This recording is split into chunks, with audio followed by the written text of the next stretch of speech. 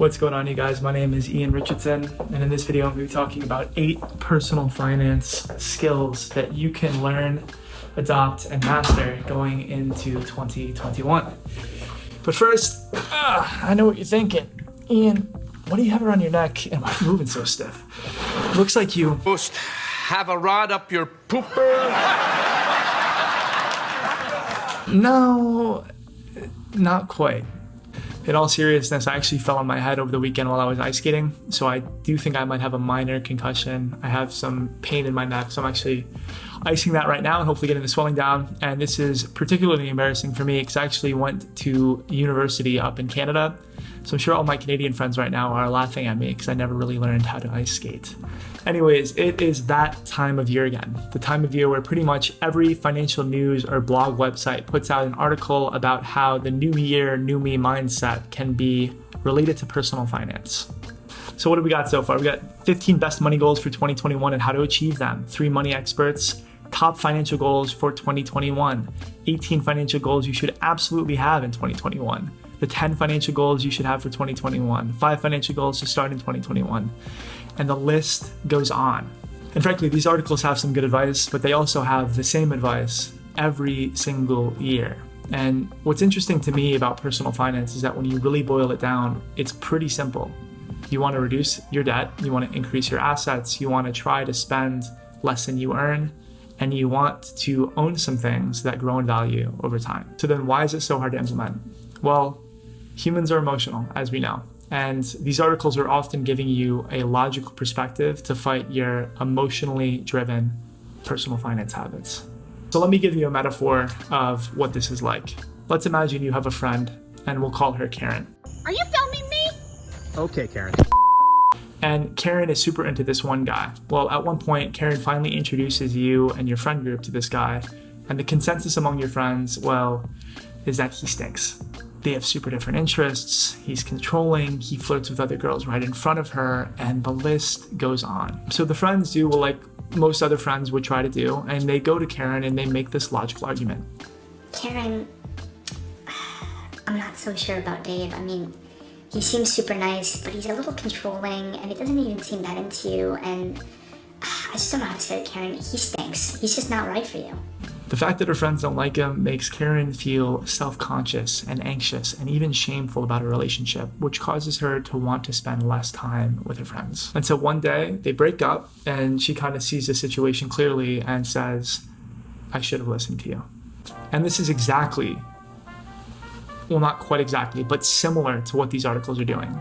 Making the logical argument to someone that is too close and emotionally involved in their day-to-day finances. So in this video, I'm going to break down 8 different skills that will help you have a more positive relationship with your own personal finances in 2021 and beyond.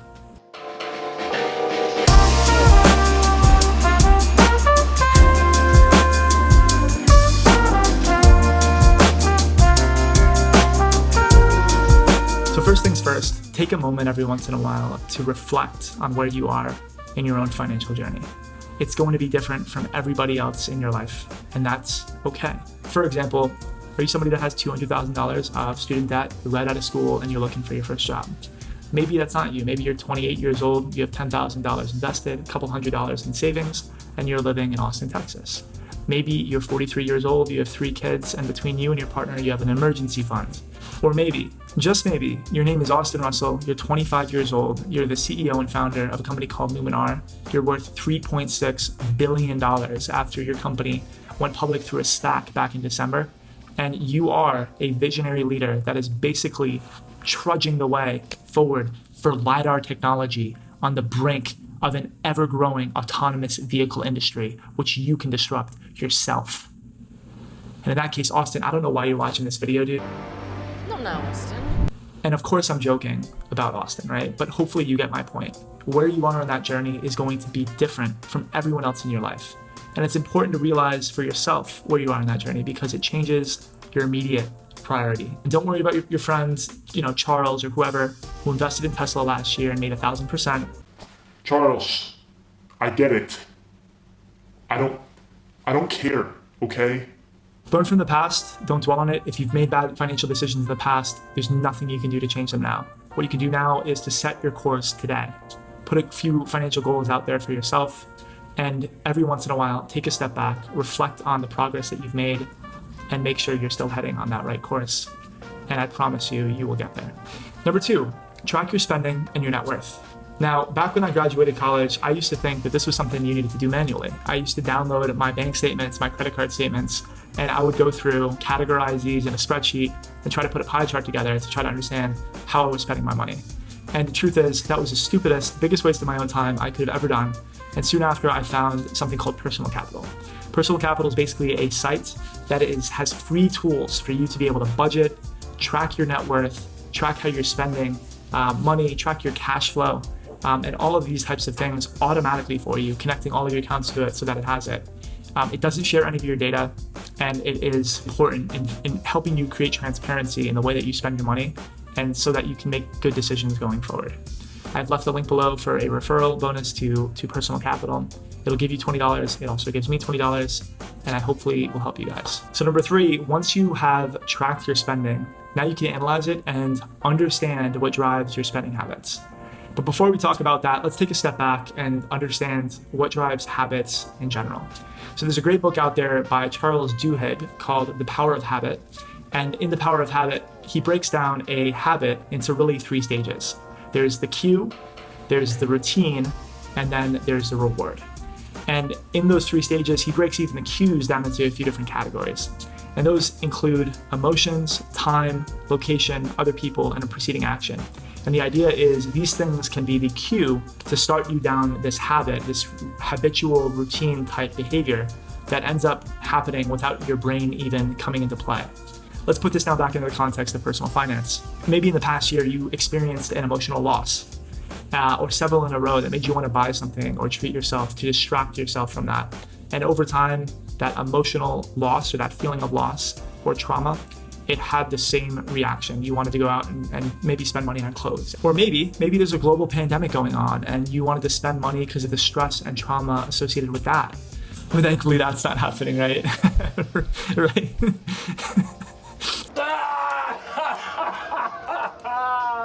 Ron, are you okay? A couple more things from The Power of Habit. Charles talks about this idea of keystone habits, which are this idea that certain habits will spawn other habits naturally. And so, for example, with weight loss, people often say that having a food journal will often help you be conscious of the types of things that you're putting in your body and therefore have a better diet because of it. Same thing from a personal finance standpoint as tracking your spending. Just by tracking it, just by making yourself aware.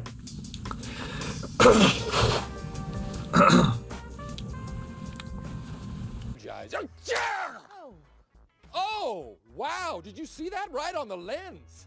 Just by tracking it, just by making yourself aware of how you're spending money, automatically you're going to start to analyze how you're doing it, and you're going to start to see patterns in the way that you spend money habitually, and then you can start to adjust accordingly. The last thing that Charles talks about that I'm going to bring up here is when people try to break a bad habit, maybe it's a bad spending habit, and they go into that process, the people that write down a plan or have a plan of action when that cue arises, right? And maybe that dopamine spikes in their brain and they get to a point where they're not even thinking about the action, they're just going to do it.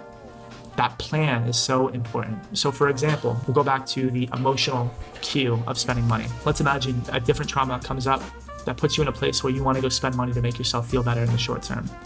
You need to have a plan in place to maybe try to divert that attention. And maybe that plan is you call your friend up and you go for a run, you go exercise, you go do something different to divert attention from needing to spend that money to make yourself feel better and do something else that might help give yourself a dopamine fix in the short term. Do something that's more healthy in your life. And that brings me to number 4, prioritize your time appropriately. Now, this is something that really depends on where you are in your own personal finance journey. So if you're earlier in the journey and you're at a place where you're working a 9 to 5, 40-hour weeks, and you're at the point where you're really trading your time for money to get to a point where you can have a certain amount aside. At this point, where you should be prioritizing your time, potentially, if you're only making maybe like $25,000 or $20,000 a year or whatever it may be, you should prioritize your time when you have it to build skills or build your resume to be able to get a job that is paying you more money. You can only lower your overhead and your expenses per month so much without severely compromising your quality of life. And at some point, there are diminishing returns to the amount that you could save. But what if instead You're making $25,000 per year right now, and you could work to build a skill set that could get you a job that makes you $40,000 a year, right? $15,000 more per year. You divide that by 12, you're making $1,000 more per month rather than trying to spend $100 less. That is a better way to spend your time. One of the things that people don't really realize is that the things that you do today are the things that are going to affect where you end up and your success in the future. Now, what does that actually mean? So I can trace back things that I did 10 years ago that have brought me to where I am today. Things that I did 3 years ago, 5 years ago, that specifically and tangibly brought me to where I am today. Skills that I learned, blogs that I wrote, things of that nature that connected me to people, who connected me to different experiences, who got me to a place where I'm earning a certain amount of money, and so forth and so on.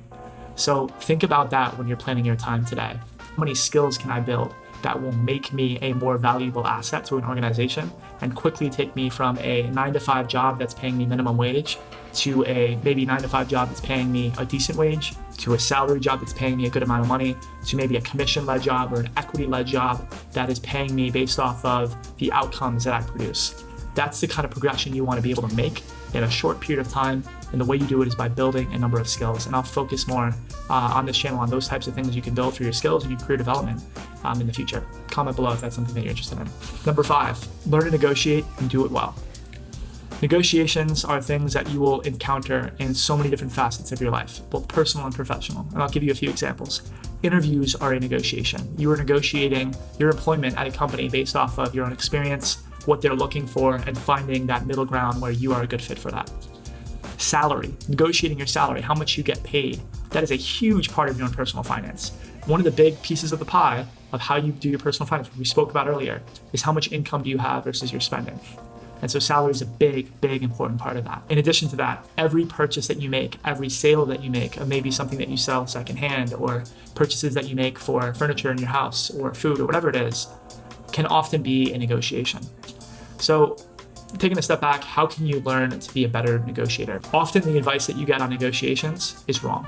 Oftentimes people look at negotiations as adversarial and butting heads and a zero-sum game where you either walk away as a winner or a loser, and that could not be further from the truth. According to Chris Voss, the author of Never Split the Difference, a book that I truly do recommend, says negotiation at its root is an opportunity to share information. The way that each negotiation should be approached is through the lens of empathy. And so a few tips, things that you should think about when you're going into a negotiation to get better at this. Become an active and mindful listener. And what an active listener means is you're listening with the intent to understand, internalize, and then be able to position. Number 6, look at your personal finance decisions through the lens of your present self and your future self. One of the ways is to look at the marginal benefit of purchasing something in your life. And one good example of this is buying a new couch, right? So let's imagine you live in a place and you have a couch that works perfectly fine today, right? Maybe it's 5 years old, but really there's nothing wrong with it. You don't really like the color anymore. It's kind of gotten old. And you know what? You're thinking about buying a new couch. But things are tight. Maybe you make $30,000 a year, and you only really have about $200 you're able to save per month. You're close to getting to your emergency fund of 3 months, but you're not quite there yet. But you really just want this couch. Now, should you make that purchase decision? Now, the answer is no. And the reason is that couch that you're looking to get really doesn't provide any marginal utility to your life. You already have a couch. It works perfectly fine. And the utility of a couch is for you to be able to sit on it, relax, and be able to maybe entertain people. Buying a new one's not going to change any of that for you. And a lot of times people will buy things that don't add any marginal benefit to their life, but they do it because they think it might make them happier, or there's some type of emotional attachment to that purchase, and they spend irrationally this way, right? So think about, what are the things that I will be able to do with that money in the future if I don't spend it now? We are from the future. Number 7, and this is one that I think my parents and my siblings would look at me and be like, we never thought you'd say this, but take care of your health. People say this all the time, your health is your wealth, and this is so true. Coming from someone that's 25 and really has discounted my health for the last 5 years, taken it for granted, I guarantee you it will catch up to you. And taking care of your health and your brain and your body are things that you cannot buy back later in life. So by all means, make sure that you have a good diet in your life, make sure that you're eating the right foods, and make sure that you are putting yourself and your own health first above all things. because life is too short. And frankly, if you get to the point where you have millions of dollars years from now, you want to be able to enjoy it. And if all of that is not enough, I will leave you with this. According to MarketWatch, healthy people accumulate more wealth over time and earn more money. They make about 28% more than unhealthy people over their lifetime. The average healthy 65-year-old with a high school degree has $230,000 in wealth, compared to $120,000 for an unhealthy 65-year-old with a high school degree. And the number 8, last but not least, is pay yourself first. And going back to being on your financial journey and reflecting on that, this will be different depending on where you are in your journey. Like I said, if you're just out of school, you have a bunch of student loan debt, and maybe you have some credit card debt. First things first, if you don't have something that you can fall back on, build an emergency fund. From there, take the highest interest rate debt and pay that off. Usually it's going to be a credit card debt. But basically, when I say pay yourself first, it's to whatever extent you can, given your situation, you want to, as best as possible, automatically pay yourself. It's automating your ability to retire. It's literally taking whatever piece your pie is. Let's imagine you make $50,000 a year, and basically saying you really make $40,000 a year. There's $10,000 there that are going to your retirement and you're never going to see it, or it's getting transferred into a brokerage account and immediately invested. The more that you can automate this and pay yourself first, the more life becomes easy. That's all from me for today. I appreciate you guys tuning in. Those are the 8 personal finance skills to master going into 2021. Once again, my name is Ian Richardson. If you enjoyed this video, please shmang the like button for the YouTube algorithm. And also consider subscribing. I'm going to be posting here every Monday for this entire year with topics surrounding personal finance, career growth, and investing. And with that, look forward to talking to you next week. Peace.